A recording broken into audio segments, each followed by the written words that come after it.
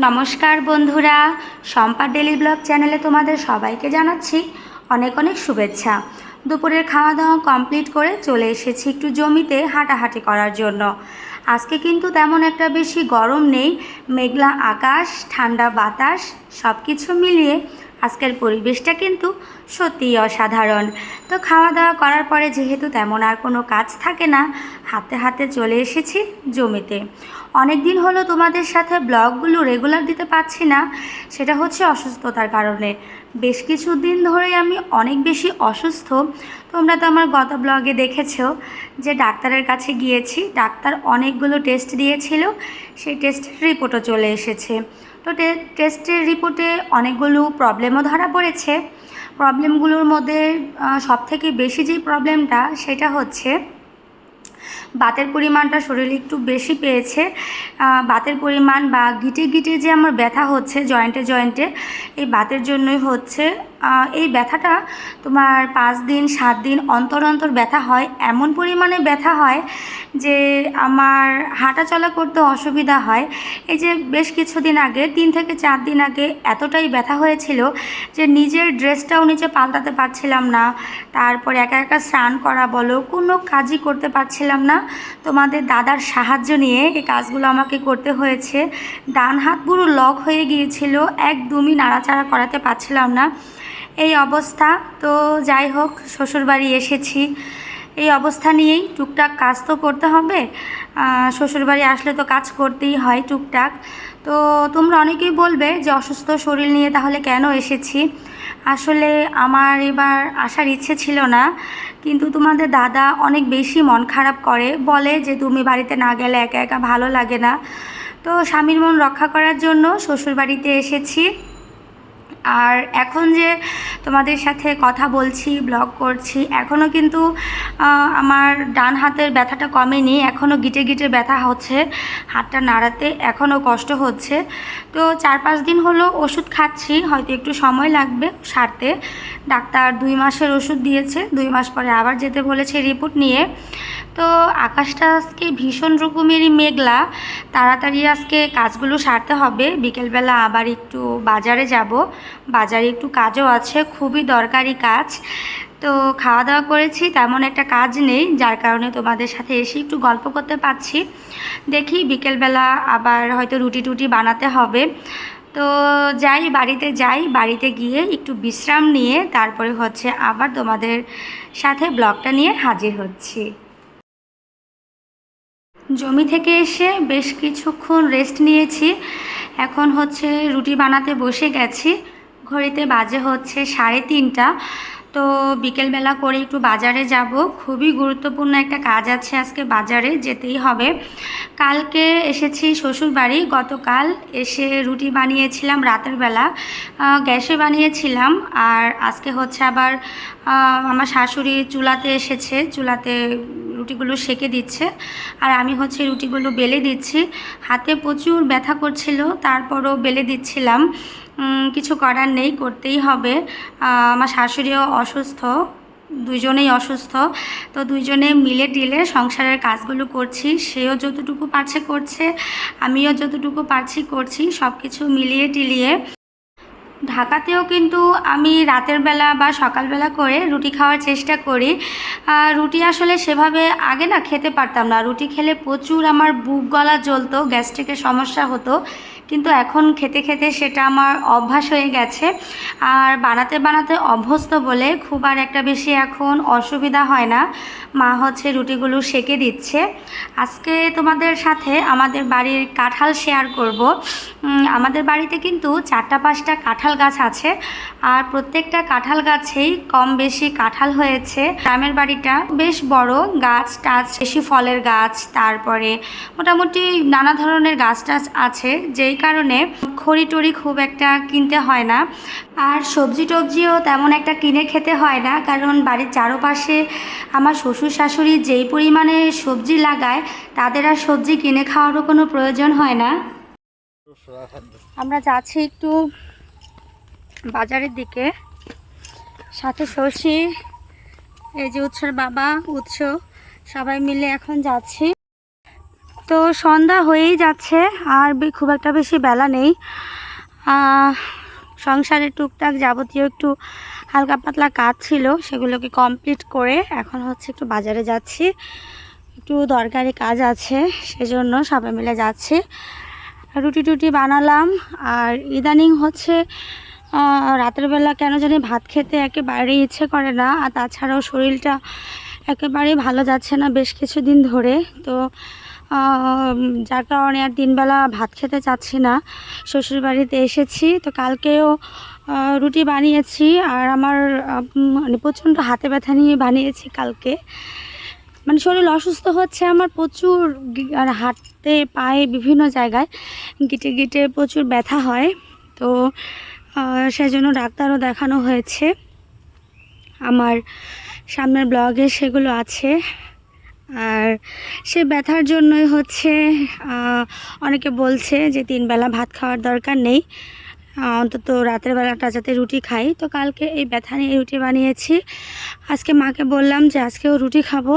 তারপরে আমি আর মা দুজনে মিলে একসাথে রুটি বানিয়েছি। আর রুটি বানানোর পরে এখন একটু বাজারে যাচ্ছি। তো যেতে যেতে তোমাদের সাথে কিছু গল্প করি। এইরকম গ্রামীণ মেঠো পথ খুব ভালো লাগে আমার। আমি কিন্তু গ্রামের মেয়ে, আমার বড় হওয়াটা গ্রামেই। ছোটোবেলার অনেক স্মৃতি আমি অনেক ব্লগের মধ্যে তোমাদের কাছে শেয়ার করেছি। আর এই হচ্ছে কালী মন্দির, আমার উৎস। যতবার যাবে আসবে এই কালী মন্দিরে প্রণাম করে। তো গ্রামের প্রতি আমার একটা টান অনেক আগে থেকেই, ছোটোবেলা থেকেই, যেহেতু আমার বড় হওয়াটা গ্রামেই। তো ভাগ্যের ফেরে মেয়েরা কে কোথায় যায় কিছুই বলা যায় না। এখন ভাগ্যের ফেরে হচ্ছে আমাকে ঢাকা শহরে থাকতে হয়, কিন্তু বরাবরের মতোই গ্রাম আমার কাছে অনেক বেশি ভালো লাগে। বেড়াতে এসেছি, গ্রামের মেয়ে গ্রামের বউ, কিন্তু কপাল গুনে থাকতে হয় ঢাকাতে বদ্ধ পরিবেশে। মুরগি মুরগি পাপা যাও, থাকতে হয় ঢাকাতে বদ্ধ পরিবেশে। আসলে বদ্ধ পরিবেশ কেন বলছি, ঢাকাতে আর যাই হোক, মুক্ত যে একটা বাতাস, একটা যে মুক্তির স্বাদ, সেটা অন্তত ঢাকা পাওয়া যায় না। যতই ভালো পরিবেশে থাকি, যতই হাইফাই জায়গায় থাকি না কেন, গ্রামের মতো শান্তি আমার কাছে অন্তত আর কোথাও মনে হয় না। তো এই যে গ্রামীণ মেঠো পথ দিয়ে হেঁটে বেড়াচ্ছি, অনেক ভালো লাগছে। আর ধরো এই রাস্তাটাই এখন শহরের রাস্তা হতো, হাঁটতাম, কি হতো বলো, ডান পাশ দিয়ে রিক্সা, বাঁ পাশ দিয়ে প্রাইভেট কার, তারপরে মানুষের কোলাহল, মানে সেই শান্তিটা কখনোই আসে না। ওরা ভাই বোন ওখানে মানে প্রত্যেকবারের মতোই যেভাবে একসাথে দুজন লেগে থাকে, সেভাবেই লেগে গেছে এখানেও। সেই শান্তিটা পাওয়া যায় না, যে শান্তিটা এই রাস্তাটা দিয়ে হেঁটে পাচ্ছি। হালকা হালকা বাতাস, ভালো লাগছে। আর ডিঙি নৌকা খালে বাঁধা, এখনও সেভাবে জল আসেনি খালে। জল আসলে মাছ ধরার ধুম পড়ে যাবে। ওই যে দূরে দেখা যাচ্ছে একটা জাল পাতা আছে। তো হেঁটে হেঁটে যাচ্ছি, তোমাদের সাথে গল্প করছি, খুব ভালো লাগছে। রাস্তাটা ফুরিয়ে যাচ্ছে। আসলে ঢাকার পরিবেশ আর গ্রামীণ পরিবেশ সম্পূর্ণ আলাদা।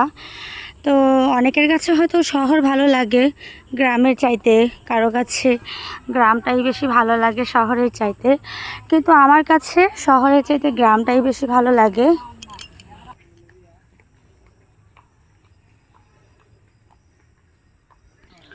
কত বড় বড় কাঁঠাল হয়েছে গাছে।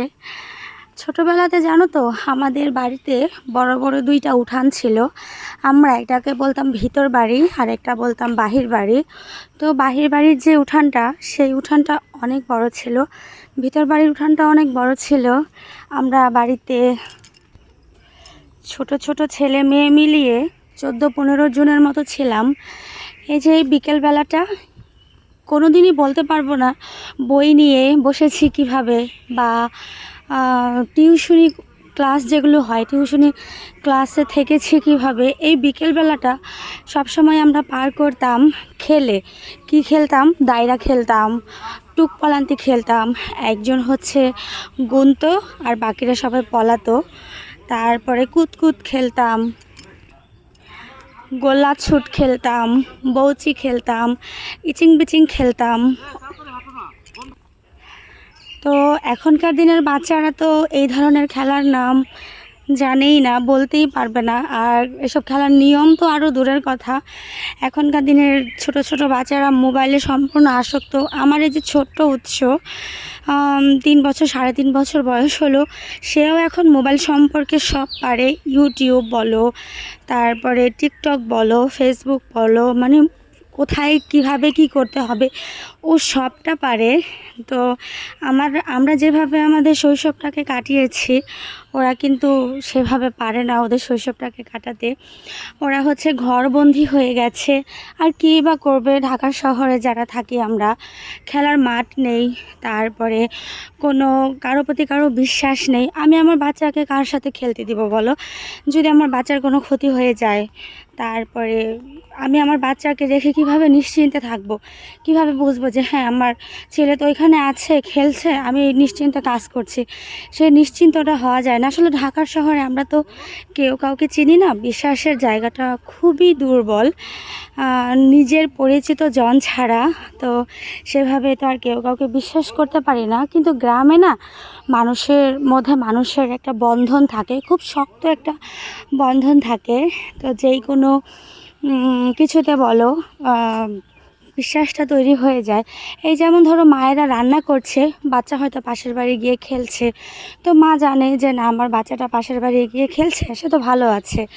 কিন্তু আমরা যারা বন্দি জায়গায় ছেলেকে বড় করছি, বাচ্চাদেরকে বড় করছি, তারা কিন্তু ভীষণ ইনসিকিউর ফিল করি যে ছেলেকে কোথায় খেলতে পাঠাবো, কার সাথে খেলতে পাঠাবো।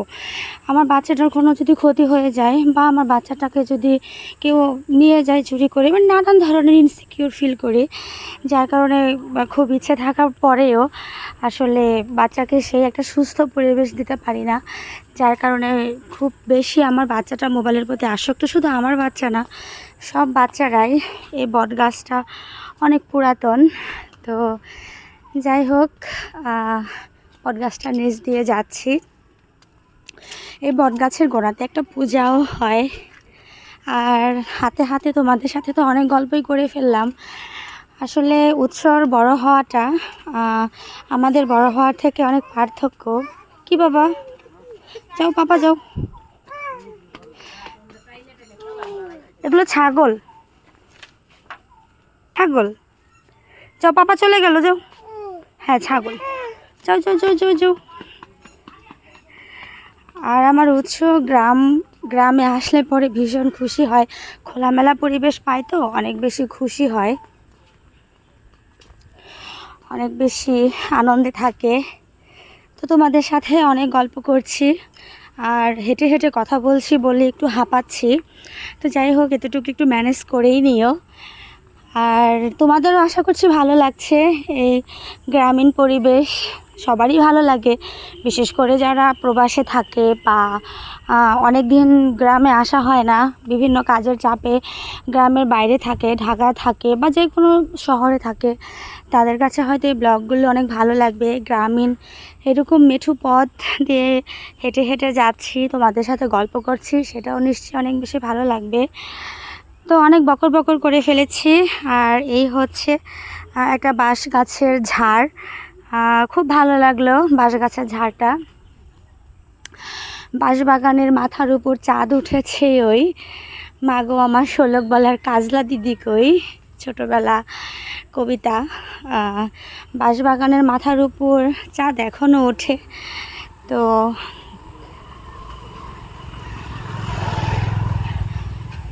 হাতে হাতে অনেক দূর চলে এসেছি। এখনও খালে জল বলে ডিঙে নৌকাগুলো সেভাবে এখনও জলে নামায়নি। এই তো আলকারতা মেখে এভাবে রেখে দিয়েছে, আর একটু জল বাড়লেই ডিঙে নৌকাগুলো নামিয়ে দেবে।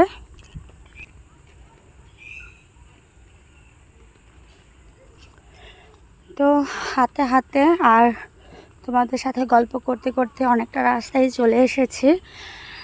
তো চলো আমরা বাজারে গিয়ে কি করব তোমাদের সাথে সেটাও শেয়ার করছি। আছে না সিনেমা হলে ঠিক উল্টা পাশেই ওই রোডটা যে গেল 2 নম্বর রোডটা।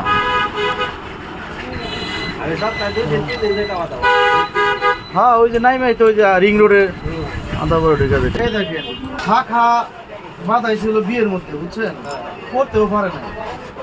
এখন কয়েকদিন পরার পর শাখা এই যে ফাইটা ভাঙে গেছে। এটা কি করা লাগলো করে দিবেন।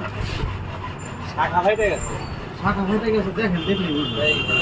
কোনো কাজ হবে না। শাখা ফাইটে গেল বিকল্প কিছু নাই, মানে একবারই ছাড়া। একবার নতুন করে এই করা লাগলো না। ধরো এই স্পেসিফিকেশনটা এই খালি যেভাবে ভালো হয়, যা ভালো হয় এটা শাখা হলো সব সময় হাতের মাপের যদি একটু বড় বানাবো।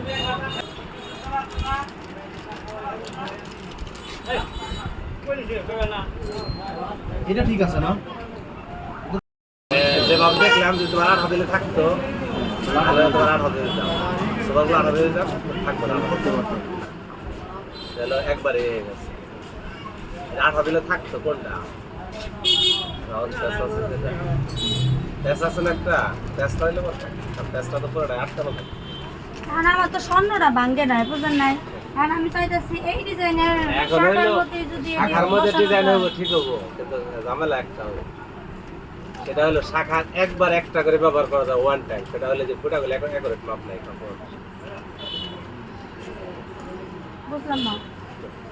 এই যে শাখাগুলো পরাইছে না, এই যে ফোটা দেয়, যে ফোটাগুলো দেয় যে, হুম, এটার সাথে এটা হচ্ছে কম্পেয়ার, আরেকজনের সাথে কম্পেয়ার মিলবে না। সেটাই তো সমস্যা, কাঠটা মিলবে এই না। তার জন্য কাঠ না মেলার কারণে এটা মানে এটা কি হবে না, এই এটা ডিজাইনের পুরোটাই শাখা যদি হয় শাখা হইব, এই ডিজাইন সেম হইব, কিন্তু এটা কাঠ মিলবে না। আর কি স্বর্ণটা গলাইতেই হবে। এটা একবার মানে এই করে শাখা হবে।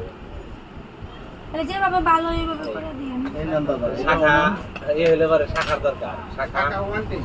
শাখা হলে এটা হলে একটা সমস্যা, শাখা তাছাড়া কোনো সমস্যা নাই। আর এই শাখাটা যখনই কিনা হয়েছে আর রাউন্ড দেখে কিনা হচ্ছে, আর মাপটা এটা যদি একট মাপ হয়ে থাকে আর একটু সাপা কিনতে হয়। শাখা যখন বান্ধানো শাখা যখনই মানে যেই পড়ুক, মানে যখন একটু মাপ থাকে, একট মাপ থাকবে তাতে একটু বড় কিনতে হয়। শাখা জানি কি রাখেন। ওই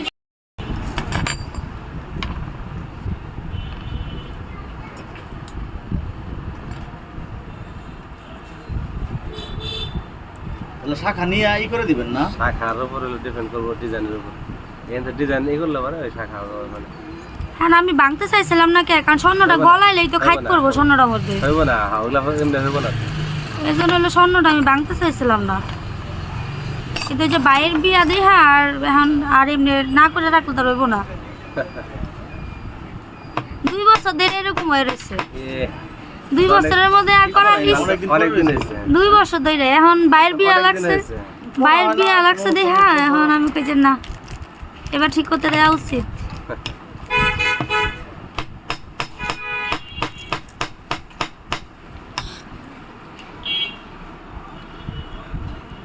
শাখা কি আপনারা শাখারি বাজার থেকে আনেন? শাখা আমরা মানে তো ওগুলা ভালো শাখা পাওয়া যায় না? মানে এটা শক্ত ভক্ত হয় না। হ্যাঁ এটা ভালো হয় আর কি, যেটা শাখার যে ভালো শাখার হয়। কোয়ালিটির উপর হলো শাখারই আস্তে এ বাবু এই দেখেন সরে রাখি, হ্যাঁ আপনারা